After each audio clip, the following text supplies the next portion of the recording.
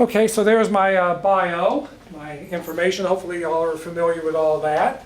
In fact, before I begin, let me get this one last shutter over here. I'm going to sneak behind you and get this like that. That's a little bit better, I hope. Is that big? A little bit better? That's much better. Thank you. Okay. Let me scoot over some more. So we're going to be discussing the historic homes and modern homes. So Louisville has always been a great place in which to live. We've always had a lot of high quality of life ratings here. That's good. We're usually rated in the top 10 or so best places to live in the country. Here are some news articles that talk about that. And so based on all those articles that talked about what a great place to live here in Louisville, I did several books that highlight some of these nice houses in which to live in.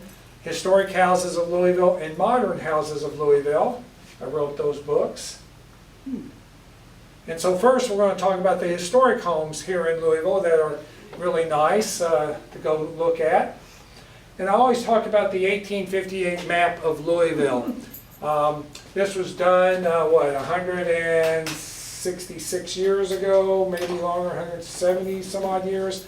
But anyways, it's a nice map of Jefferson County, and it shows a lot of houses on here and who owns those houses. And believe it or not, a lot of those houses still exist to this day from 170 years ago. There's a lot of those that are still out there that have yet to, that you can go and look at. And if you would like to go and look at this map of Louisville, 1858 map of Louisville, you just go to the Library of Congress website and you put in 1858 Jefferson County, not so much Louisville, but Jefferson County, and it will pop up. And so the guy that did that map back in 1858 was a guy by the name of Gustav Bergman, and this is his gravesite at Cave Hill Cemetery. But to do this map, okay, this is all of Jefferson County. It took him 10 years to do this map.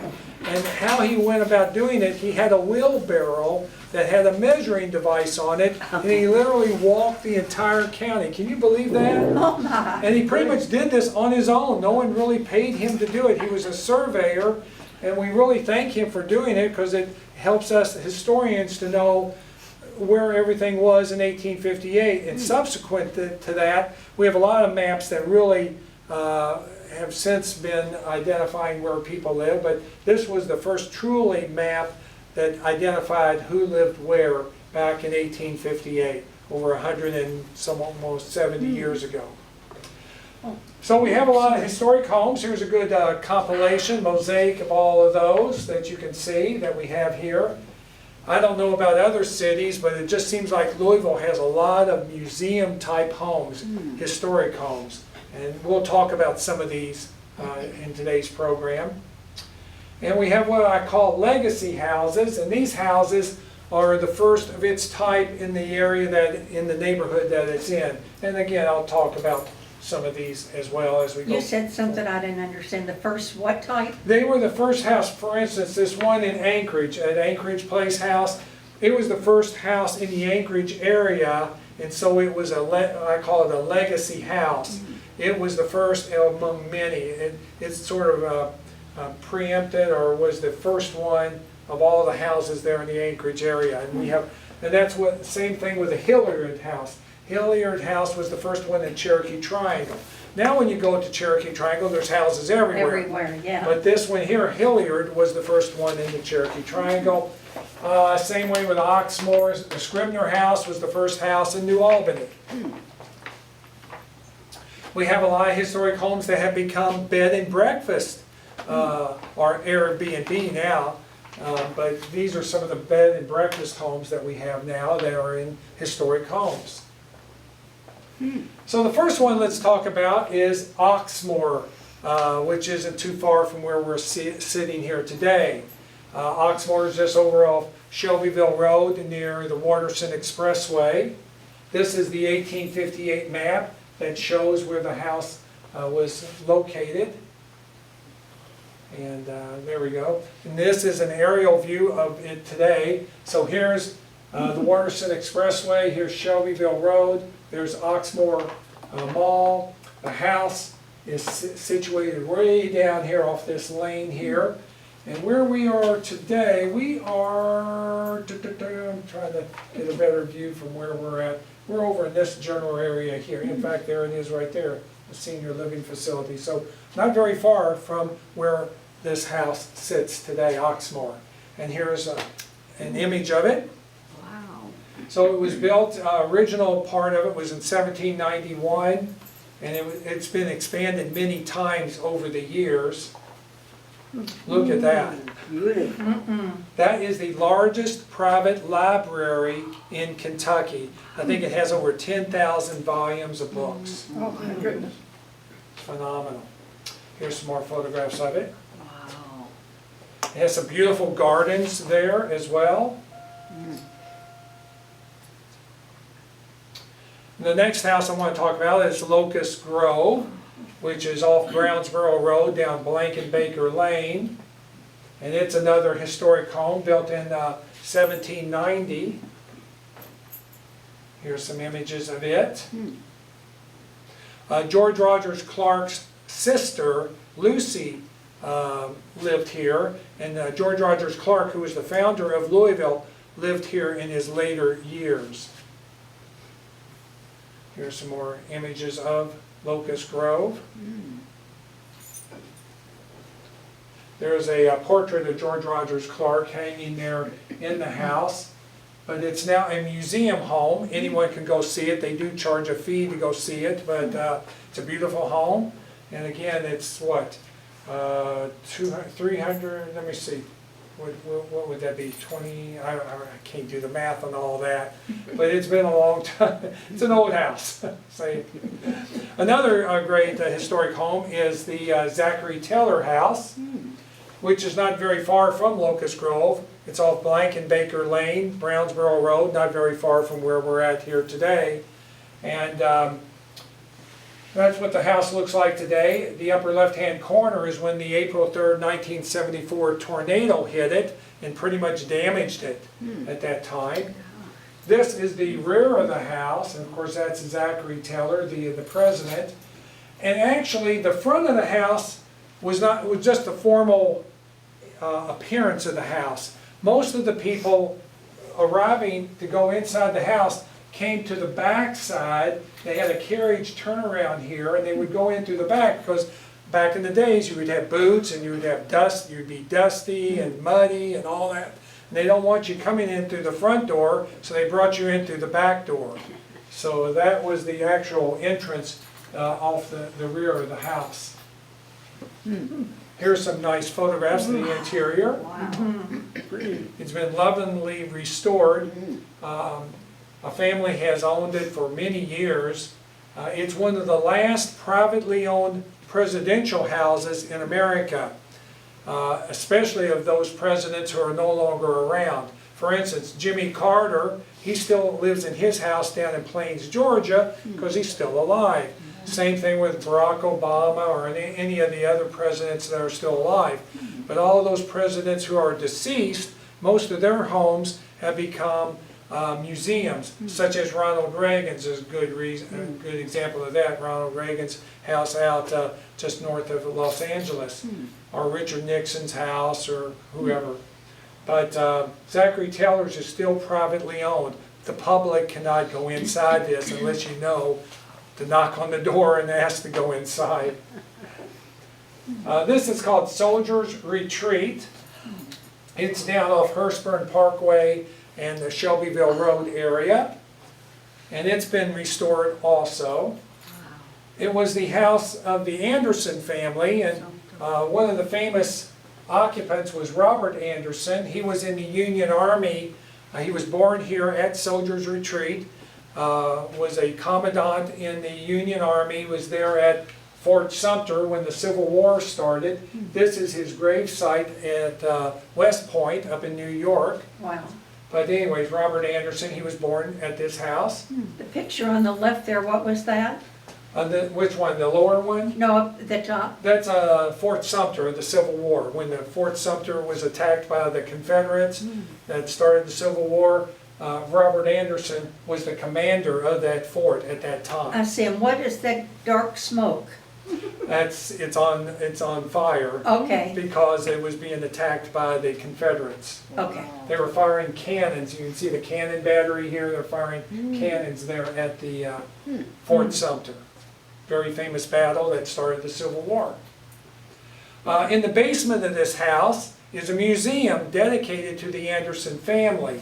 The occupants of this house, the people that currently own it, created this beautiful museum that talks about the Anderson family and all they did. Richard Anderson, there in the upper left-hand corner, he was in the Revolutionary War. Here are some photographs of the house on the interior. It's been very well restored and beautifully decorated. Did they build a lot of basements back then? That's a good question. Probably was a cellar. They may have had to excavate it a little bit more, but that's a good question. Yeah, I wouldn't think they would have done a basement back in those days, but yeah, they've got one now. So, another very famous historic house is Farmington, which is out on Bardstown Road near the Waterston Expressway. That's it up in the upper left-hand corner. And a lot of people think that Thomas Jefferson, the president Thomas Jefferson, had a lot of influence in the design of this house because there's another Farmington over in Charlottesville, Virginia that Jefferson had a lot of involvement with, and some other homes here on the lower level there that Jefferson designed. So he did have some influence in the aesthetic appearance of our Farmington here in Louisville, even though we can't actually pinpoint that he was involved in the design. And I have a photograph there of President Abraham Lincoln. He stayed at this house in 1841, August of 1841. Lincoln came to Louisville to visit his friends, the Speeds, who lived at Farmington at the time. So it has a lot of history. It has direct connection to Abraham Lincoln, somewhat of a connection to Thomas Jefferson. But Farmington is now a museum home that you can go and look at. Another interesting house that has a presidential connection is the Paget House, the Margaret Wright Paget House. It's down on River Road near Towhead Island area. The upper left-hand corner is what it looked like back in prior to the 1960s. And then it fell in disrepair between the 1970s up until 2021. And then in 2022, it was restored. Wow. And the connection that it has to a president is President George Washington. Margaret Wright Paget was a family connection. I think it was to George Washington's wife, Martha. I don't know, I can't verify the exact, it's either to him or to his wife, but it does have a presidential connection to our first president. So anyways. Get to the next, there we go. Some other historic homes are out at Hurstburn Parkway and Tellersville Road. It's what we call the Funk houses, F-U-N-K, the Funk houses. James Funk, Alfred and Harriet Funk Heiss, and then Leah, and then Peter Funk. And the Funk family owned all of this property at that intersection of Hurstburn and Tellersville Road. And they built these homes as such. And so the one of the Funk houses, which is right here, they're all somewhat very similar. Locust Grove, Soldier's Retreat, and the Peter Funk house all have the same aesthetics. They were all sort of built by the same, either the builder or based on the same design. As you can see, it's called the Federal style. And how the center doorway is, and the windows and all. So, and they all have 4 fireplaces with them. So, now then, another architect that did a lot of design was Andrew Jackson Downing.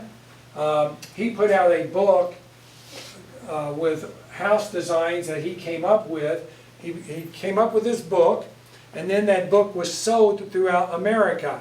And people out, say in Louisville, bought that book and said, oh, I like that house that he designed here. They would go to the local builder and have the local builder build that house. And that's what happened here at the Brown House.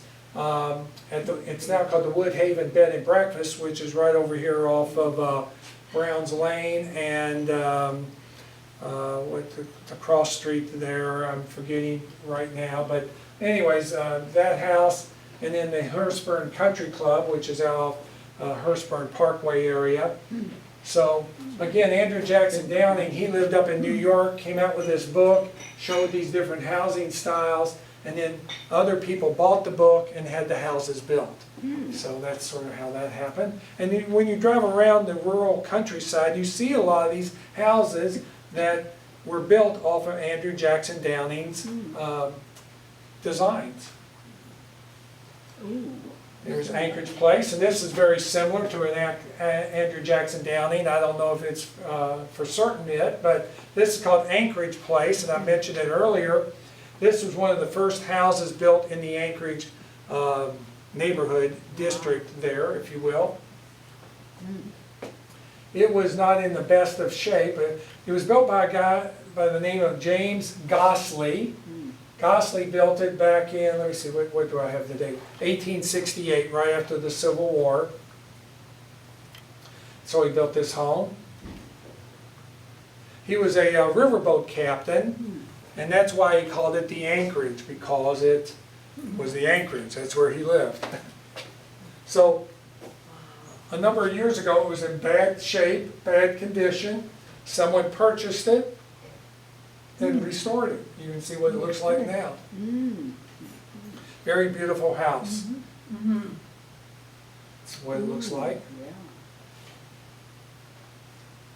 Is that still the same one? The same house? Yeah, the same house. That's correct. This is on the other side of it. Yeah, this is a different angle It's on pretty it. ornate, isn't it? Yes. Yes, it is. And that's what it looked like before. You can see it in the upper left-hand corner. So they Yeah. really restored it and did a really beautiful job for it. Wow. Here's some interior photographs of it. Big rooms. Yes, it's beautiful in the interior. Oh my. Another big mansion, a nice house, is the Conrad Caldwell House. It was built in around 1893 or so. It's down at St. James Court in the old Louisville area. What street's that on? St. James Court is in Old Louisville. It's just off Magnolia Avenue, just between 4th and 6th Street. But it's in the Old Louisville neighborhood. Okay. But it's called St. James Court is the actual street name. But this is some of the interior of it. So this is it's called the Conrad Caldwell House. That's it there. And the architects that designed this also designed what's called the Auerbacher House, which was a sister house to it.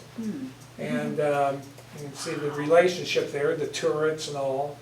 Very beautiful, nice stone work. And the architects that designed those homes was Clark and Loomis Architects. Charles Clark and Arthur Loomis. They designed a lot of beautiful buildings here in Louisville. This is a drawing that they did of that Conrad Caldwell House. It's all hand drafting, and it's just a beautiful drawing of the Conrad Caldwell House. And Clark and Loomis designed all of these buildings here. You can just see how nice architecture that they did. We have the old med school in the upper left-hand corner. The Levy Brothers building, which is now the old spaghetti factory, the Carter Dry Goods building, which is now the Science Center, the old DuPont Manual High School, which is now housing, St. Peter's Church, some libraries, J.B. Speed Art Museum, old St. Paul's Church. So anyways, they did a lot of beautiful buildings, but they also did a lot of beautiful houses as well. Besides the Conrad Caldwell House, you can see all these beautiful homes here that they worked on. The Culberson Mansion over in New Albany is a very beautiful mansion there. built in 1869. This is the back side of it. As I noted earlier, usually this was just the formal appearance, the public entrance, but the back side was where most people entered. All of the family and their guests would bring the carriages up to the back here, and then they would enter in from the back side because they would have dirty clothes on, boots, things like that in those days. What is that today? It's a museum house. You Oh. can actually go inside and look at it. Look at this thing. Wow. Isn't that beautiful? And that staircase, I'd get dizzy just going up and down that, looking at all of that. Really? Yeah. Okay, this is called the High Goat House. This is River Road here. This is Frankfurt Avenue. The new Botanical Gardens is just here off to the left. But Frankfurt Avenue, River Road, the High Goat House is right there in the center. There's a nice view of it. And it's just the facade of the house. It's not the whole house, just the facade. And here's the whole house itself. It was built by a German immigrant by the name of Christian Heigold, and he was very patriotic. He was a German immigrant, and so he was proud to be an American. And so he designed the facade of his house to contain a lot of patriotic symbols on the house. And so where was the house located? So this is the old neighborhood that was in. It was in what was called the Point neighborhood, which no longer exists. Due to flooding, the Point neighborhood has since been demolished. And the Heigold house used to sit right here where that red star was.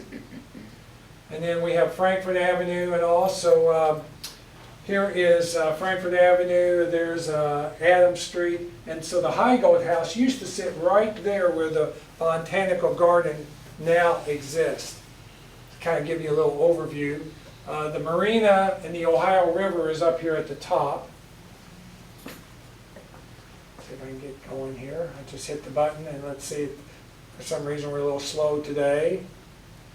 Hit it again. There we go. There we are moving it. So the Heigold facade, we were able to save the facade, and we moved it. You can see how we did it back in, 2007. So that was 17 years ago. And so what are these patriotic symbols that are on it? So I did this little graphic to kind of show, they had in the center a bust of President James Buchanan, who was the president at the time it was built. And a lot of other nice patriotic symbolism there. 32 stars that represent the 32 states in the Union and all. Just a lot of little details. Some more things, talking about various, I'll let you decide what some of these symbolisms are. They did have George Washington in there, and 13 stars that represented the 13 original U.S. states. So anyways, he did all this decorative facade to show that he was a proud American, even though he was from Germany. Hopefully you all know who the Hill Sisters are. What famous song did they come up with? Birthday song. Happy birthday to you, that's right. Patty Hill and Mildred Hill, that's them there.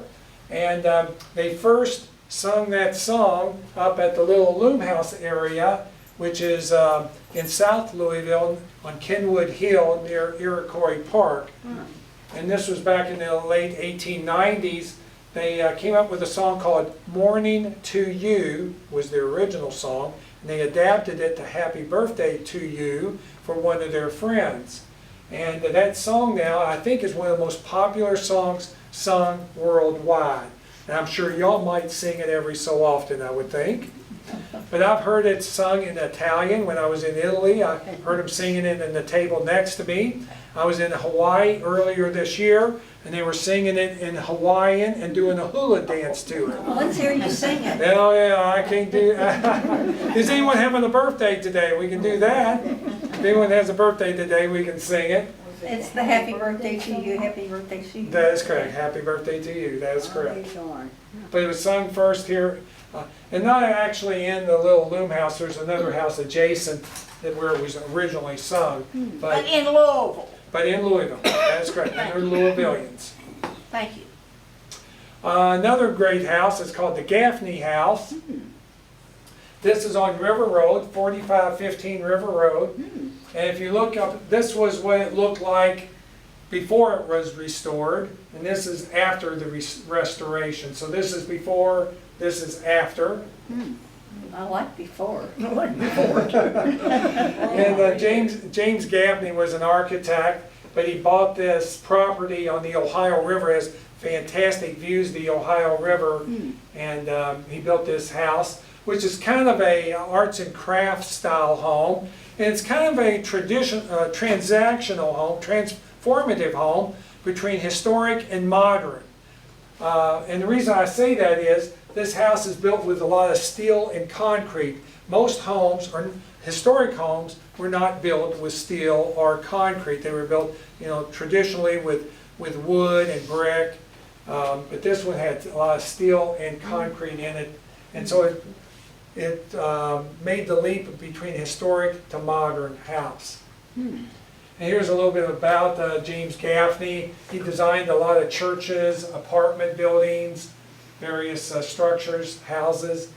And I put together this little before and after montage of some, I'm not sure how well you can see all that, but the house was in very poor condition. It was pretty much ready to be torn down. In fact, the person that bought the house was ready to tear it down, but once he got into it and started looking at it, he said, gosh, it's such a beautiful house, let's restore it instead of demolishing it. So here are some more photographs. On the left is what it looked like before, and on the right is what it looks like today. It's Where is beautiful. it located? It's down on River Road, near the Glenview area at 4515 River Road. So now then, so we just left the historic houses. Like I said, the Gaffney house sort of ties them together from historic to modern. So let's look at a couple of modern houses. And so you may say, well, what makes a modern house? How do you define that between historic? And so usually this is a good example of a modern house that would have like a flat roof, not an angular roof, but a flat roof. It usually has what we call a corner window. The windows are at the corner. No ornamentation, no detailing. Very sculptural aesthetics, curvilinear surfaces and things like that. Usually the interior is very open. They don't have very many walls on the inside. And the windows are all grouped together. They're not like what we have here where you have singular windows. They have bunches of windows all connected together. So that's sort of a definition of a modern house in my estimation. So let's look at this. So here are what we call corner windows. You can see where the corner of the, for instance in this room here, these windows would be right there at that corner. And the reason why architects like doing that is it really opens up the room. You can really, make it look very big by doing that. And they also have very nice kitchens. Modern homes have beautiful kitchens, big, wide open, lots of countertops, nice surfaces, nice appliances, things like that. So the first one I want to talk about is the Krieger-Dakin house. It was built in, I don't have the date on that, but it's in the Eastern Parkway area, just off of Baxter Avenue, Barrett Avenue area is where this one is. And it also was built with concrete and steel. Actually, the roof structures are steel joist. They don't have wood beams, they have steel joist. And it also has a flat roof, as you can tell. Here's that one house I was showing you earlier. This is the Miller Cash House at Grinstead and Upland Drive or Road. I think it's Upland Road. And this is in the Crescent Hill neighborhood. Would you call that contemporary? Yes, contemporary, modern. Modern? Even though it was built in the 1930s, built in 1938 or somewhere in that neighborhood, 1938. Here's another image of the Miller Cash House. Some more interior photographs of it. Very modern appearance. I always like this view of it Me too. at night, really lit up a lot. Yeah.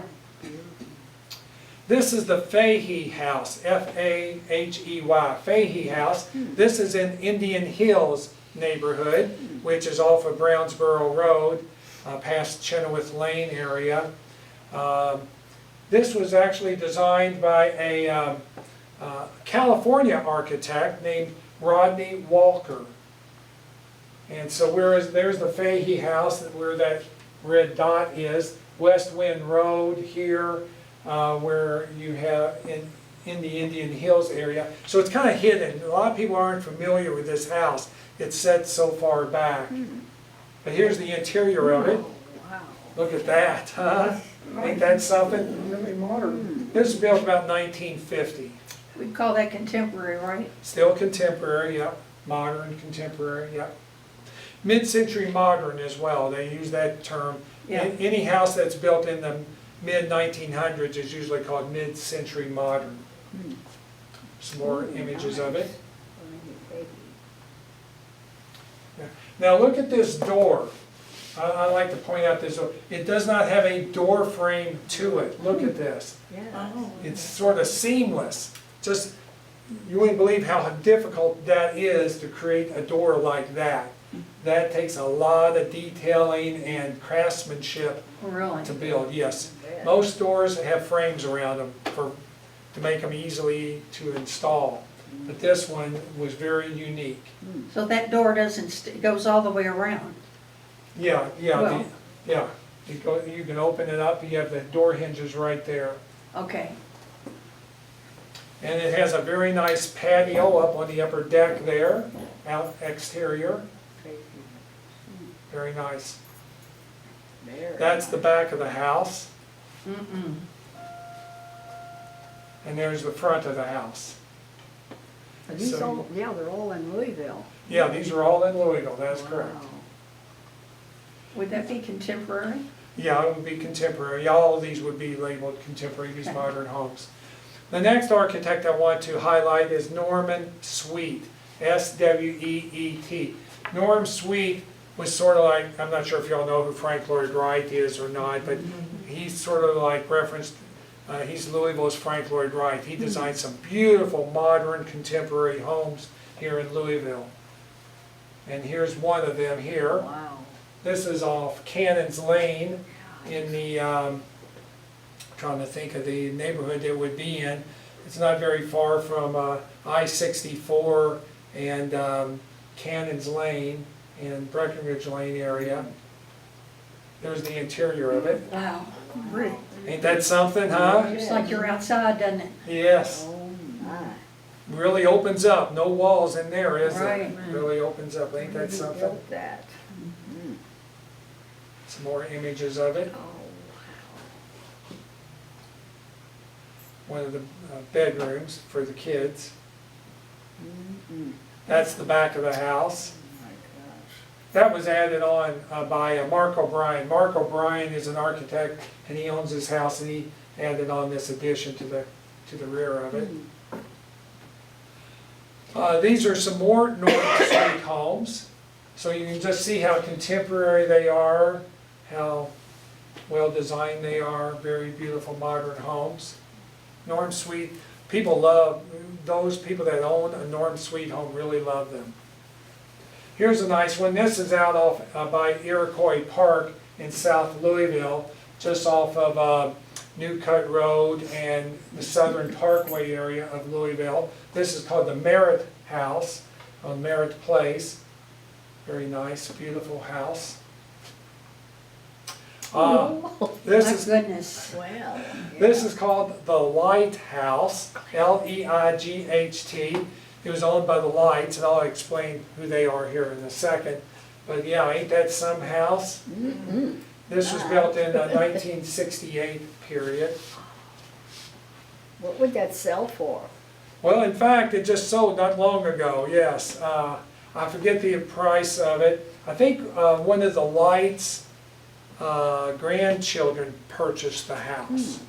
But yeah, it went for over $1 million easily. Wow. Yeah. So it was located in the Glenview area, that right there where that red A is located, on Glen Arden Road. Here's an interior photograph of it. Oh, my. And the Lights, the Light family, they were into glass sculptures and glass, and so throughout their house they have these nice glass sculptural pieces that decorated the house. Here's some more images of them.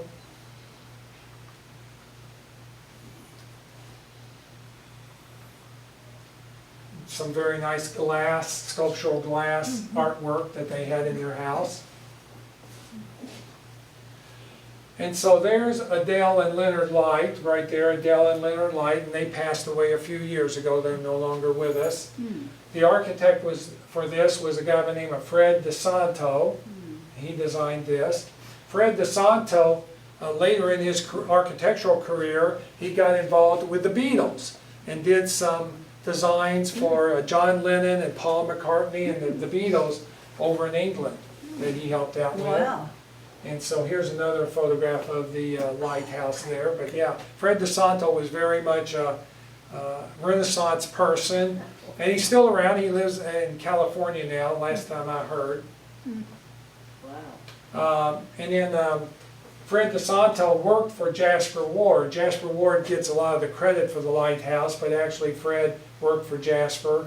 And so here are some other houses that Jasper Ward designed in his career. He is, again, a very modern, contemporary architect.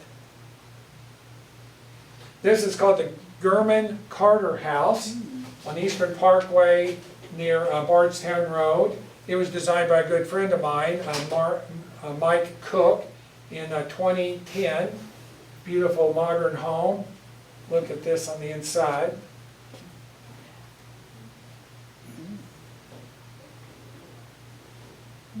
Yeah, very modern, isn't it? Contemporary. I love this staircase that he designed on the interior. This is the staircase that goes up. This is called the Deary House. This is near Cherokee Park area. Very beautiful. I don't think I have any interior photos of this, but it's a beautiful home. Look how it lit up. This is called the Osborne House. This was designed by an architect by the name of Mosley Putney. And this is in the Clifton neighborhood in Louisville on Coral Avenue. And you can literally walk right through this house. So you go across this bridge to enter in and go straight out, and they have an exterior deck on the other side that you can go to. But it's almost like a tree house. You're up among the trees. It's just beautiful when you're inside it. You can see all the foliage, the nature on the So exterior. part of the house is in Indiana and part in Kentucky? Most of these are in Louisville area. Okay. Most of these. Yeah, this is all in Louisville. Photographs of it. Wow, look at that. Yeah, they got a little color there, a little mural. And there's the exterior deck. So yeah, ain't that nice to be able to sit out there and read a book or whatever. This house is called the Needham House. It's over off of Brownsboro Road in the Indian Hills area as well. It's made of concrete block, actually. What's the name of that road? Apache Road I thought it said Apache. in Indian Hills. Big house. Wow. That doesn't even look like a house. So here's a Brownsboro Road right here. This is Indian Hills, and it's sort of nestled back down here off Apache Road. Some interior photographs of it. Nice. Oh, wow. Nice kitchens. Very nice. The next he's not an architect. The next person I'm going to feature is a guy named Charlie Yunker. I say Charles, but it's actually Charlie Yunker that he went by. And he designed a lot of modern, contemporary, mid-century modern homes that were probably a little bit more affordable than some of the ones I was just showing you. He designed these houses that like this one in the lower left-hand corner. Somebody knocked on the door, I thought. And whenever you're driving around some of these neighborhoods in Louisville, you see these houses throughout the city. Charlie was very prolific builder. He built these homes. He would design them and build them, and he did a lot of these throughout the city. Here are a few more that he did. And one of the features of his houses were this angular vaulted ceiling that he did with a large window on the exterior. That's sort of a signature of Charlie's house designs. And the vaulted ceiling, large glass wall, central fireplace. Here are some more, again, the vaulted ceilings that he did. And they were very modest homes too, very affordable. Some of the ones I was showing you cost in the millions of dollars, but Charlie's houses would be less than $1 million, probably $500,000 or less nowadays. But they were very affordable houses, and he built them fairly quickly back in the 1950s and 1960s. Now the next architect is a guy by the name of Gerald Barron. And Gerald Barron was an architect who primarily practiced out on the East End, out in the Prospect and Crestwood area. A lot of people aren't familiar with Gerald Barron because most of his homes that he designed were for friends, and they were very well secluded. He really didn't seek the publicity for the houses like other architects did. He just did them for his friends, his family, and he built a lot of these out on the East End that are hidden away. You almost have to know where they're at to see them. And so here are a few of them. This Wellican house that's down here, it is phenomenal on the inside. I don't have any photographs of it, but it's fantastic. And this one in the upper left-hand corner, that's actually Gerald Barron's own home. That's his own architecture house. This is called the Solomon House that Gerald Barron designed. Look at this magnificent space. Big two-story space, a lot of nature. Gerald liked always opening his houses up, be able to view nature on the exterior. This is Gerald Barron's own home. I've actually been in this space, and it is phenomenal. I've actually sat on that couch there, and you can see out on the exterior wall all the nature outside. Wow. It is, oh, yeah, it is phenomenal home.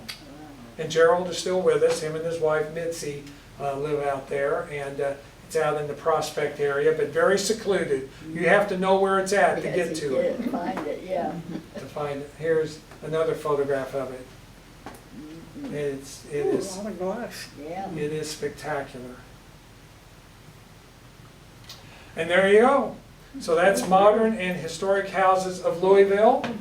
Hopefully you all found that of interest. Any questions on any of that? Who's the builder of all those? Well, that's an excellent question. Who builds these type homes? And they're very specialized builders, custom builders that do this. Because yes, you do not, most residential contractors cannot do these type of homes. And they cost, by getting a specialized builder, you have to pay special for that as A well. lot of money. A lot of money, yes, correct. So yes, the craftsmanship and the building of these is phenomenal homes.